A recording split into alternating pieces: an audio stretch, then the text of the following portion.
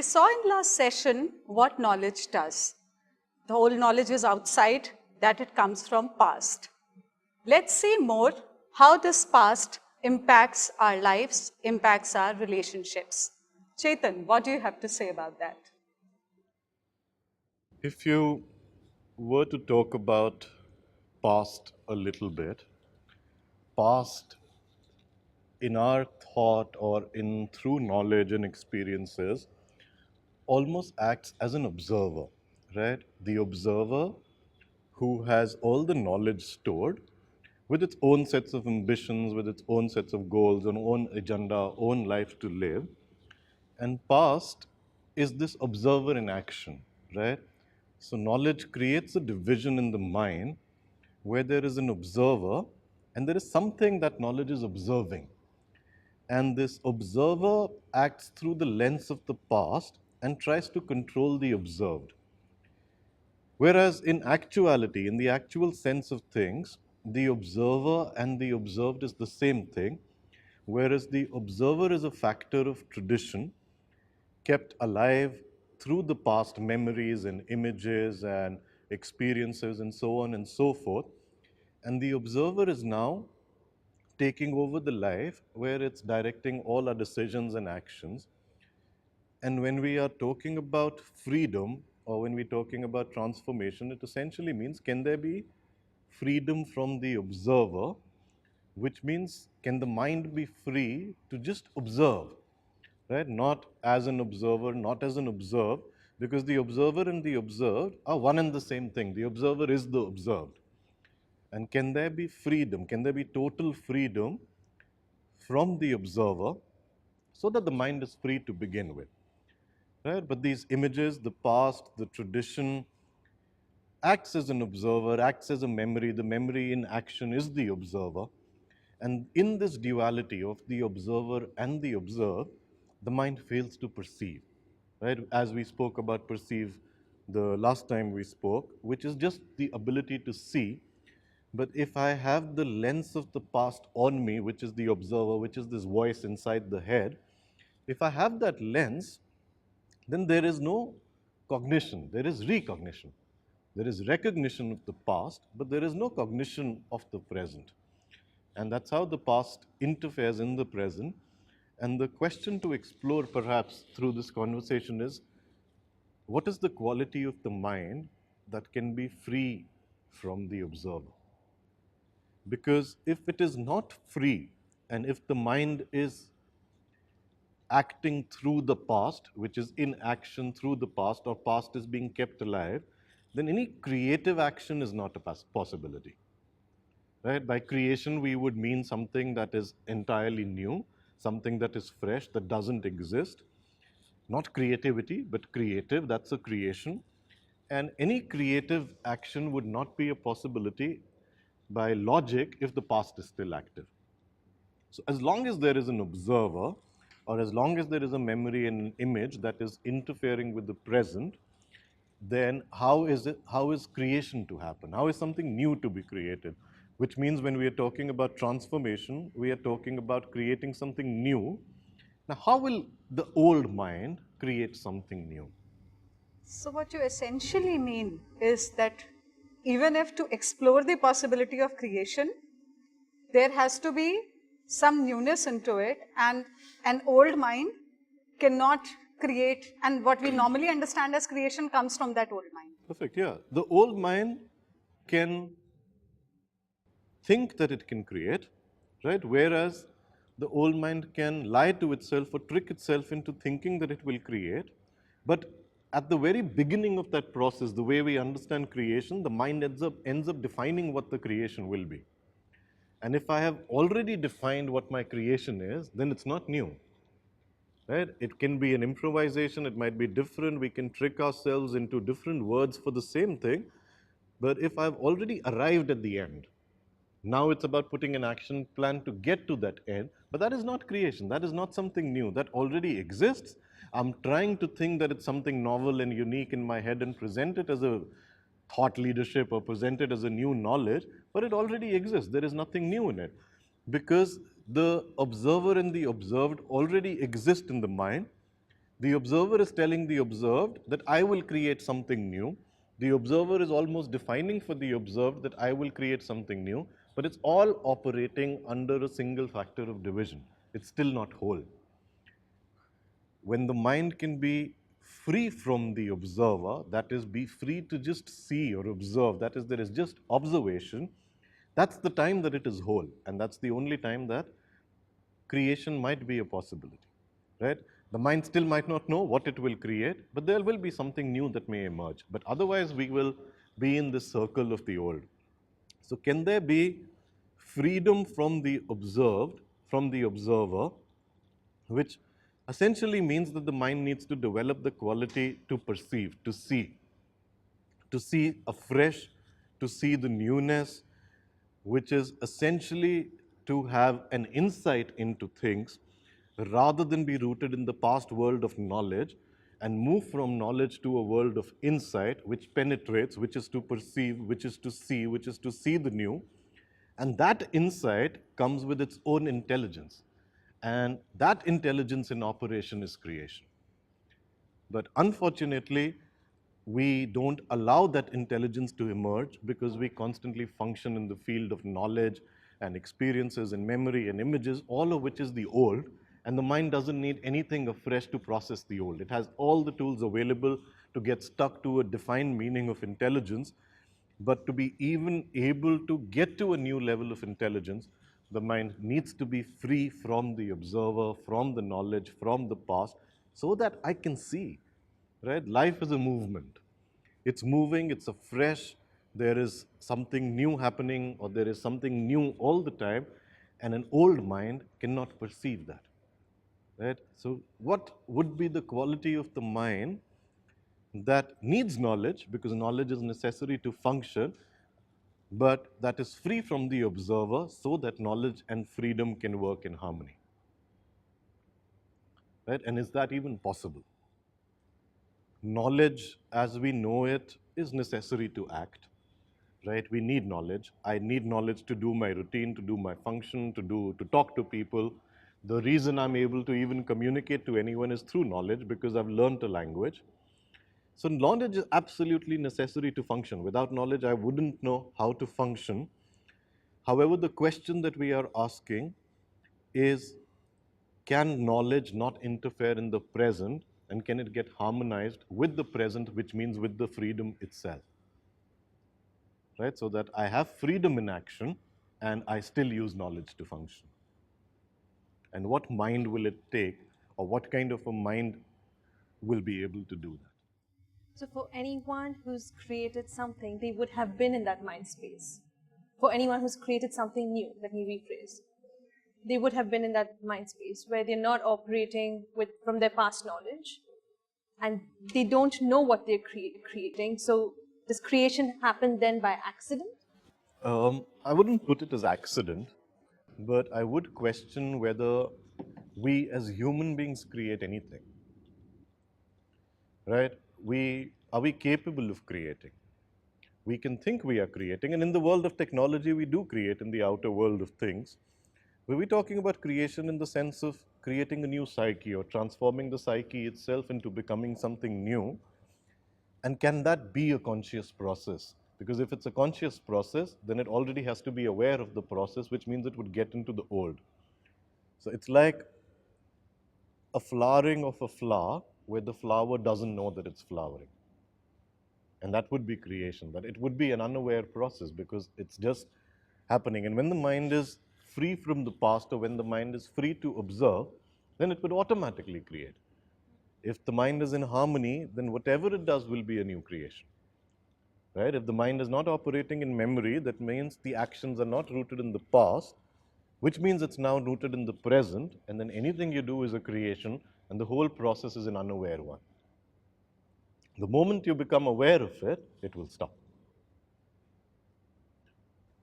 Right? For example, you are standing in front of a mountain, right? And instantly it's a time of, you get taken aback by the beauty of it, or by the size of it, or by the immensity of it. And when you're in front of a beautiful mountain, a beautiful sunset, or a beautiful seaside, or whatever it is, what takes place at that moment? Nothing really does. Nothing really does. There is silence, the thought has stopped, the mind has stopped working because you're taken back, but the beauty has shocked you, and the mind is silent and it's just there in the moment. And when does that moment stop? When you become aware When the of moment thought comes back start into thinking. action, or the moment the awareness comes back, the mind is totally now aware of it, hence there is no creation possible. Right? So it's something like that, that at that moment when you are there in front of the mountain, the observer and the observed become one. And you feel one with nature, or you feel one with life, or you feel one with beauty or goodness. And that moment ends when the knowledge becomes active again. The moment I become aware that I am here and now I have a call to go to or I have something to do, that moment's over. And now, even if you were to recreate it, right? Let's say you were to go back in front of that same mountain at the same spot at the same time, would it be the same? It wouldn't be the same because that's recreating, right? And you are recreating now from memory, and there is no sense of that beauty or goodness in the memory. There's an experience, and you're trying to recreate an experience, but it doesn't feel the same. There's no creation, there's no sense of freedom in that moment. because we associate an end result to it? Is it because we're trying to experience the same beauty again? We've And already decided. we've already decided what we want. So Yeah. if you've decided what you want, you're not going to. There is no journey left. There's no journey left. There is no journey left. I already know this is what I'm seeing. I also know how I'm going to feel, and I also have decided or confused my mind into thinking that this is what you will feel, and there is no beauty in this process. There is no joy. There was joy the first time, but if you are recreating it, you can't reach that position of joy. Right? So when the observer and the observed are one, which means you are free to observe whether the mountain, the person, the human being, the world, the religion, the relationships that we have, when there is only observing, is when there is freedom. There is freedom in observing. There is no freedom in tradition. One must question whether the way that we are living with the past, with the baggage of tradition, with this burden, is there any freedom in our relationships? Because society or the world that we live in is essentially a chain of relationships. To live is to relate. There is no way for a human being to survive or to live alone that is without a relationship. And I'm not just talking about a relationship between human beings. Relationship can be to nature, relationship can be to society, to the world, to anything. So human being lives in relationships, living is relationship, society is relationship.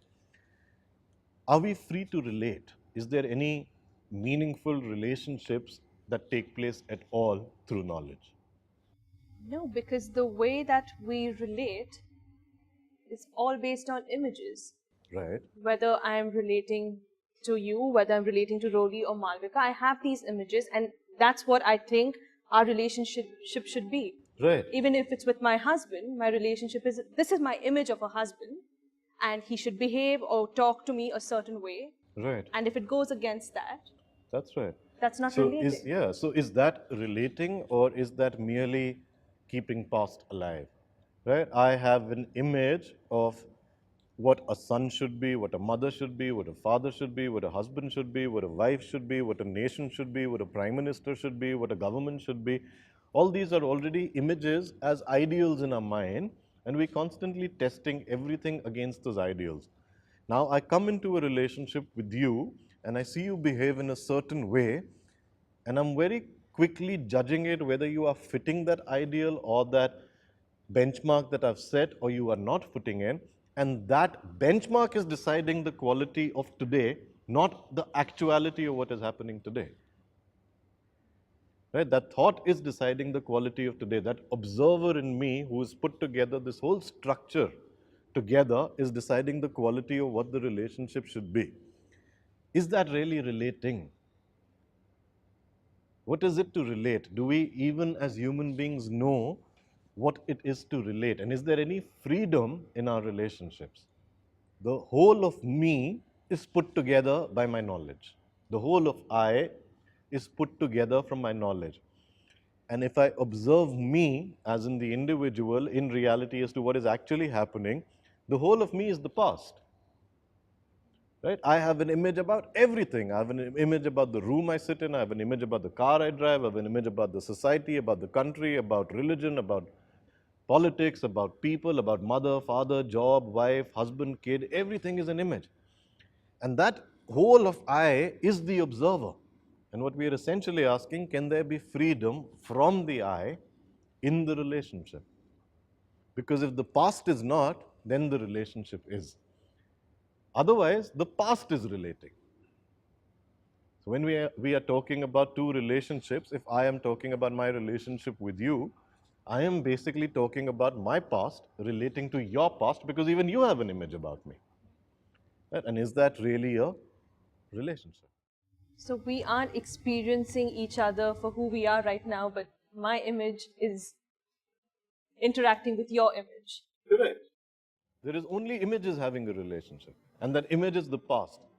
And we have kept the past alive, but we are not relating. No true relationship is possible as long as we are using these images to connect with each other or to relate to each other. Yeah. It can't be an actual relationship. There can't be an actual relationship. See, the human relationships are easier to understand to a certain extent because we all have them in some way or the other. But look at what human beings have accomplished through the last few years. We have totally lost any relationship to nature. Right now, when we talk about nature, and if someone were to ask you to define nature, a normal person would describe almost every other form of life, which is the trees, the plants, the animals, the water bodies, the mountains, everything would be defined but man itself. Right? There is a complete division between nature is and what I am, and human beings are totally isolated from nature by their own division, that every other form of living body is nature but me. And nature has become an external thing, which is a problem to solve. That's what our minds have done, that there is such an extreme division that we've ruined the earth, we've ruined the nature, and now we want to solve the same problem using the same knowledge which led to the ruin. And the same manner, knowledge in any form of human relationships is totally destructive. Because my knowledge tells me I am separate from you. That this is my country and that's the other country, right? 2000 years and India would be a country. Overnight they'll divide it into two, and overnight you can start hating the other side, which was your country till yesterday. Because the knowledge says that's a separate country.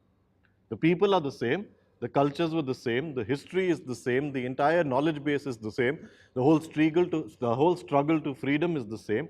The only addition was the knowledge that there is a border between us. And it is enough to fight wars over the last 75 years with the same people that you lived 2000 years together for. Knowledge in human relationships is totally destructive. We are educated through knowledge to form relationships. Those relationships are images. That's not relating. We define my relationship is with a mother, with a father, with a colleague, with a husband, with a wife, but it's not a relationship. It's a relationship with someone, and that's just a label. And all that is taught to me. How should you behave with a mother, with a father, with a teacher, with a colleague, with a this? And there is a reward punishment mechanism active in place right on early in childhood. And that is knowledge, and that relationships are destructive. There are conflicts in almost every relationships. If you are to examine and look back, you wouldn't be able to think of one relationship that is free of conflict. Whether it's a mother and a child, whether it's you and God, whether it's you and religion, whether it's you and nature, whether it's you and me, whether it's you and husband, they're not conflict free because each relationship or each individual is coming with their own sets of ambitions because of the separation. I have formed this false sense of individuality, that I am something separate from you, and my value is in being better than you in comparison.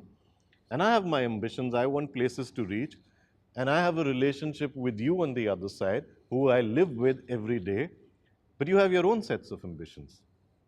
Right? You have your own sets of defense mechanisms and self-protection. Where is the relating? So if we say that it's our knowledge of what our relationships are supposed to be like, It's my knowledge of what my relationship with my mother is supposed to be like, is what actually takes us away from the true essence of having a relationship.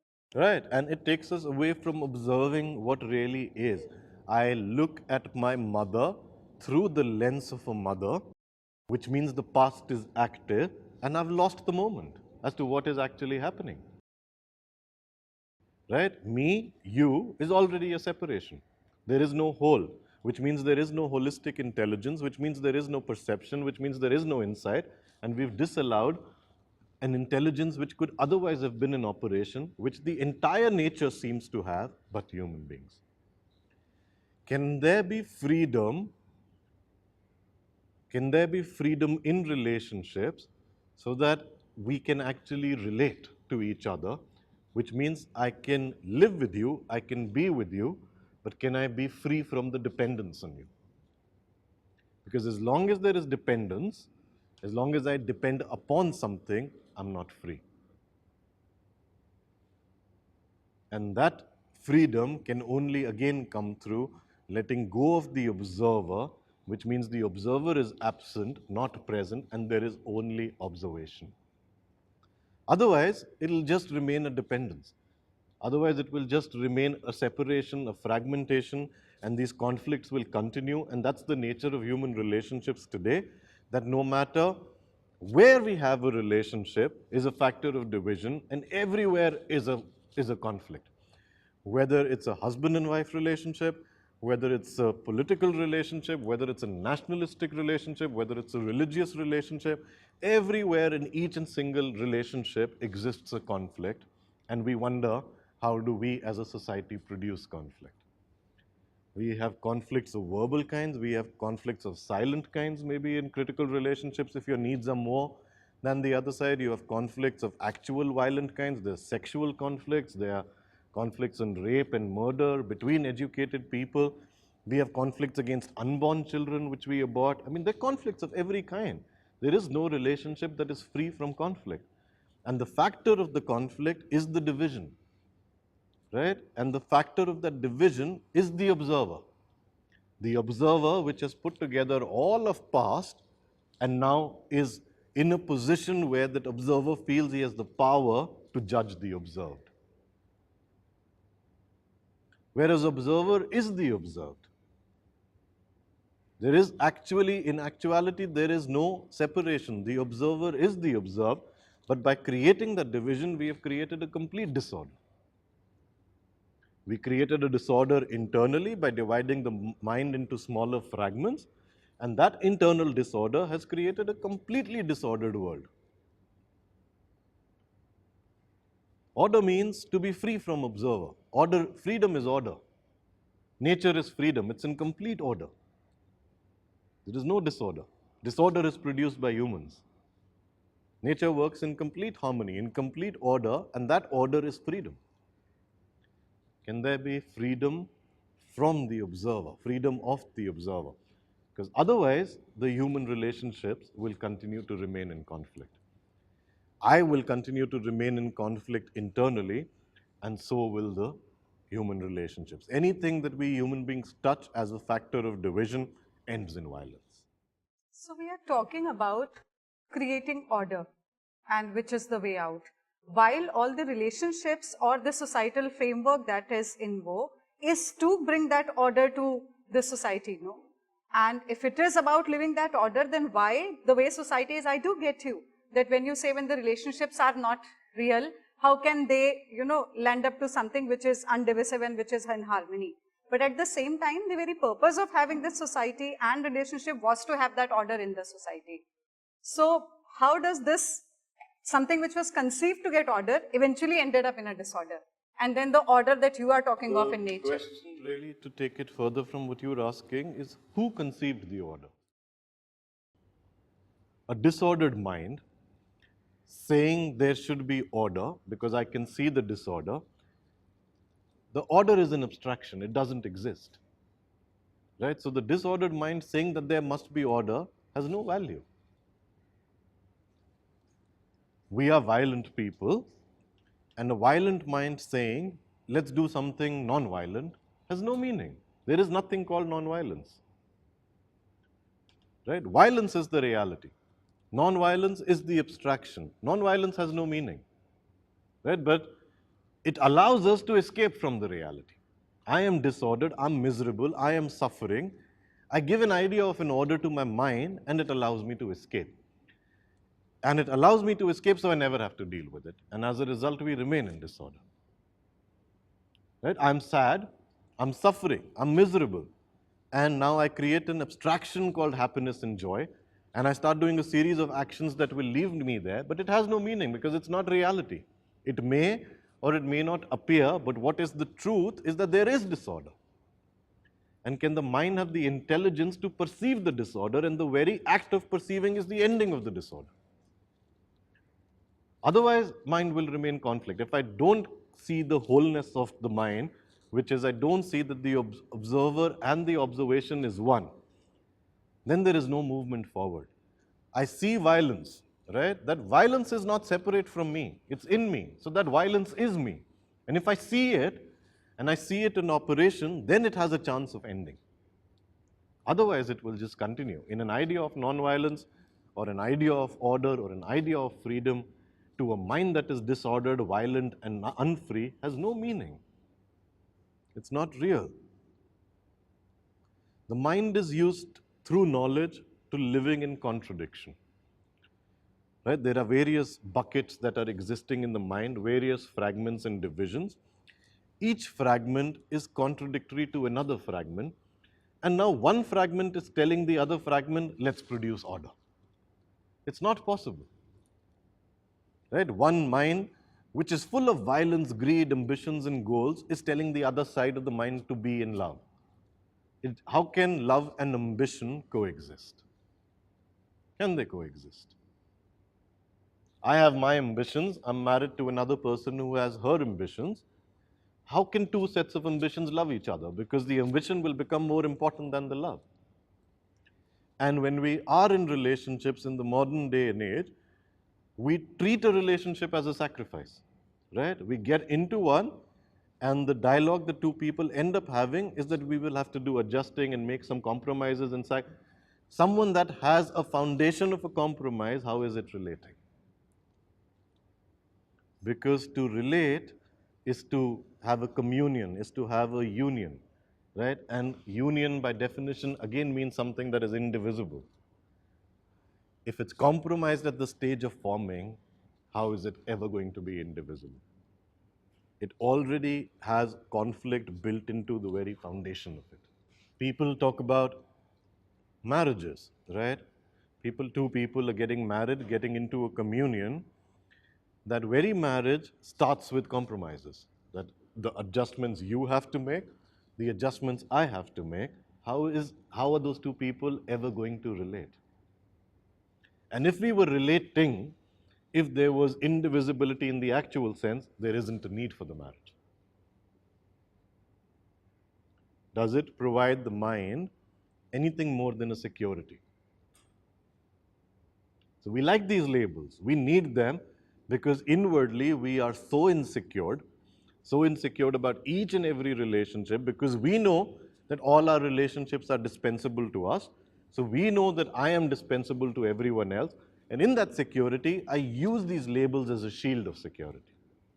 But inwardly, I'm totally insecure because I have nothing of my own. All my knowledge has come from outside. I have nothing of my own, and that's the insecurity. And in that security, I want to find relationships and I want to find freedom. To begin with, there hasn't even been relating.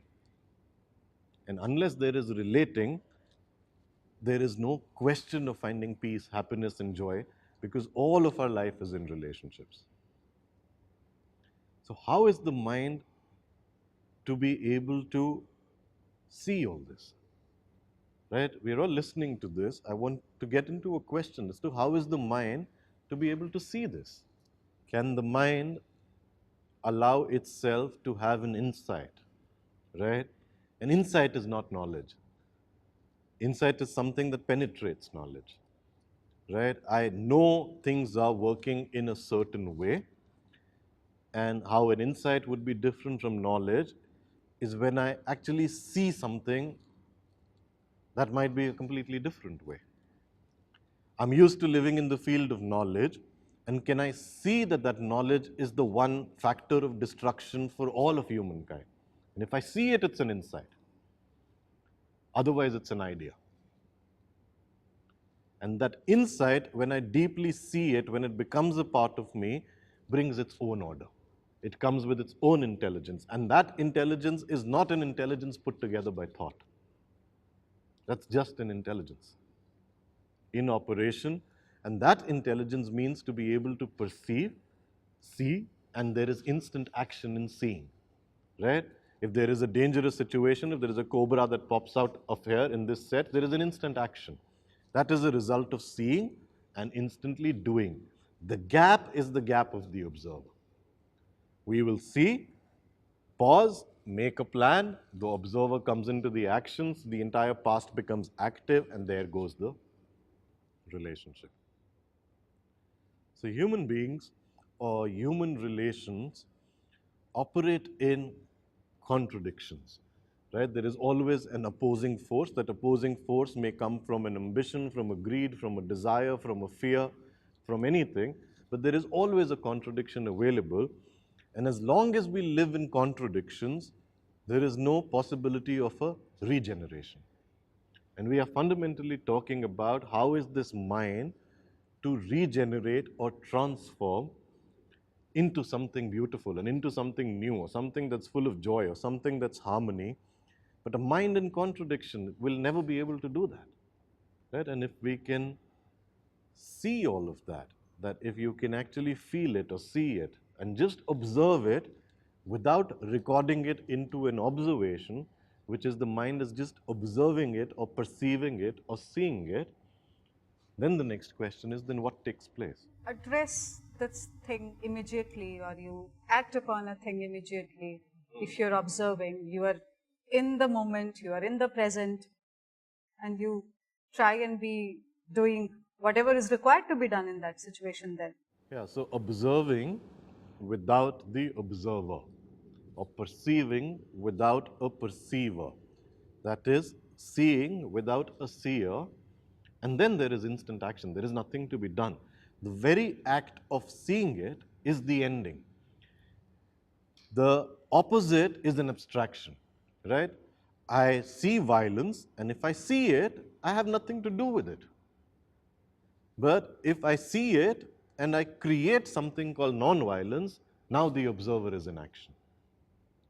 Right? If I can see that as a result of my behavior, my actions, there are people dying, that there is nature dying, and if I can see the danger in it, then it ends. The ending of violence can be a reality. The non-violence is nothing. There is no behavior called non-violence. There is disorder right now in the world. The seeing of disorder is the order, right? Because the seeing of disorder is the end of disorder, but the abstraction of a word called order is nothing but an action plan that gives us governments every 5 years. It doesn't lead to order.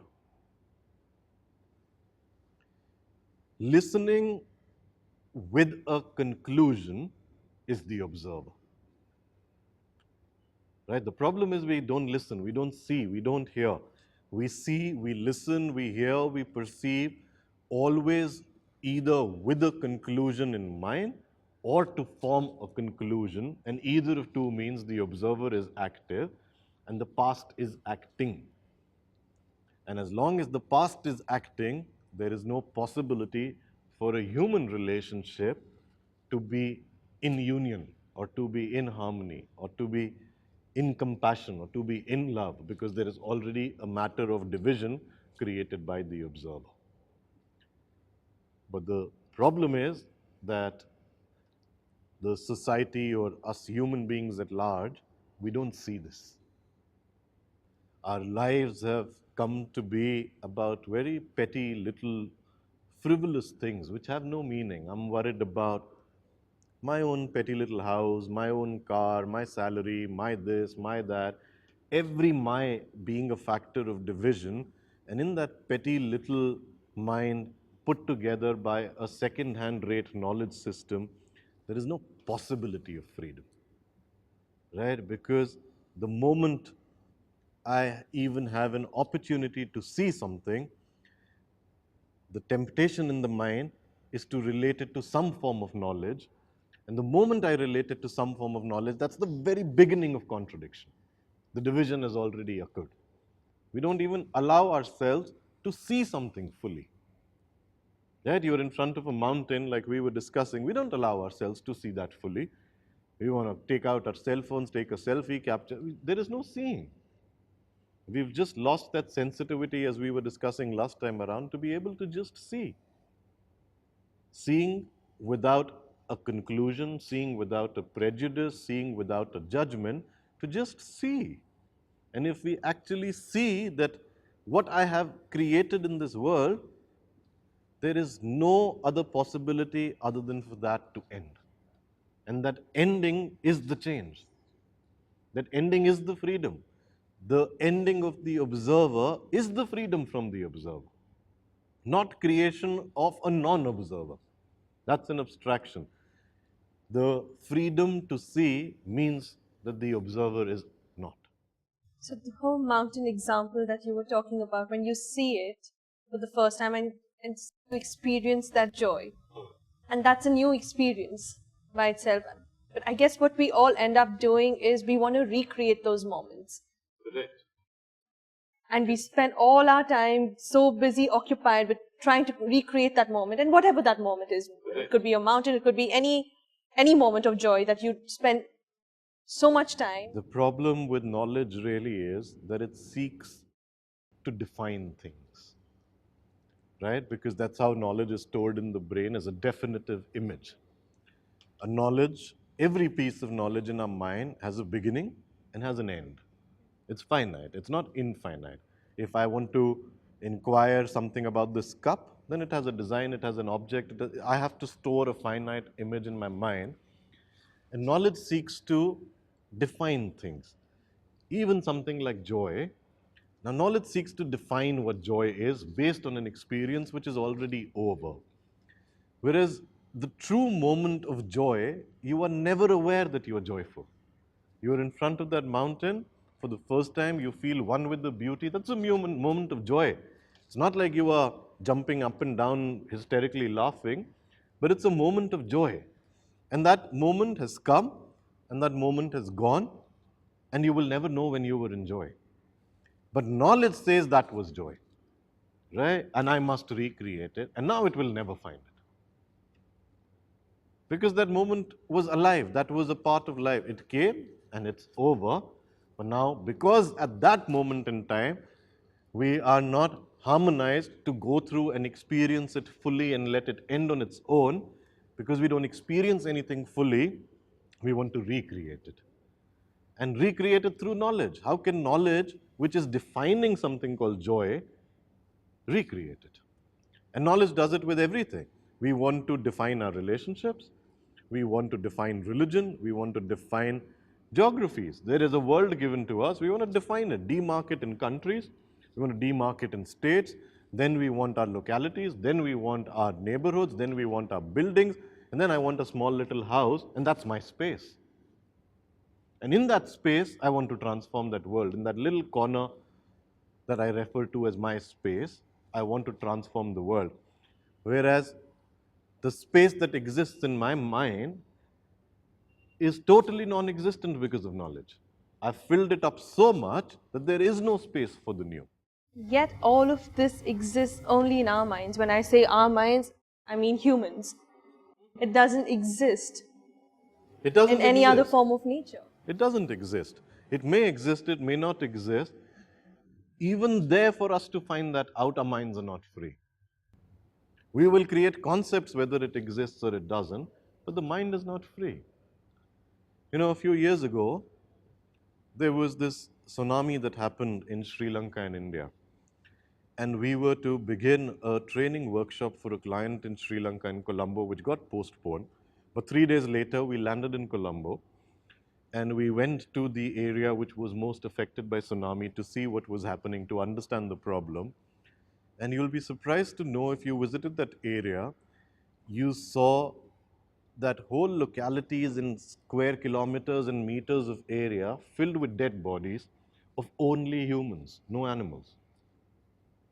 Each and every single species in nature other than the human being had the intelligence to not be there. It's just us occupied in our petty little life with our thought, knowledge, and all of that, who's lost sensitivity of what's going to happen. But anyone connected with nature knew what's going to happen and wasn't there.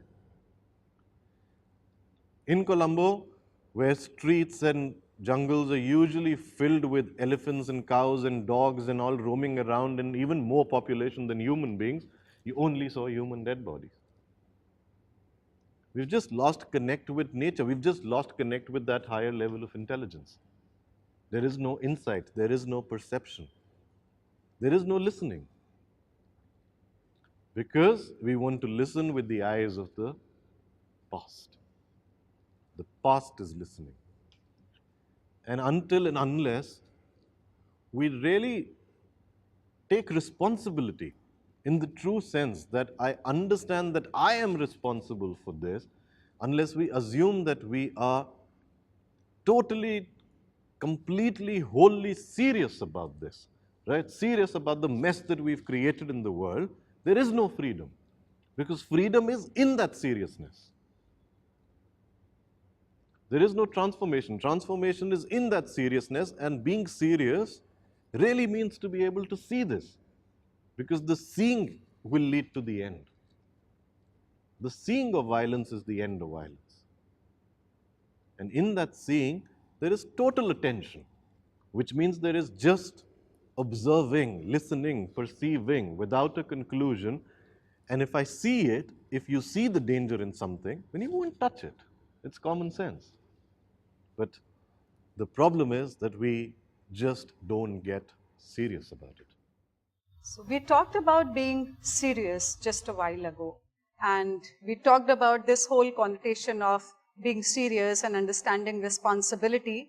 And possibly only then can we understand freedom and its meaning. So can we, in the next session, understand more about how to get serious, how to understand seriousness around this whole thing?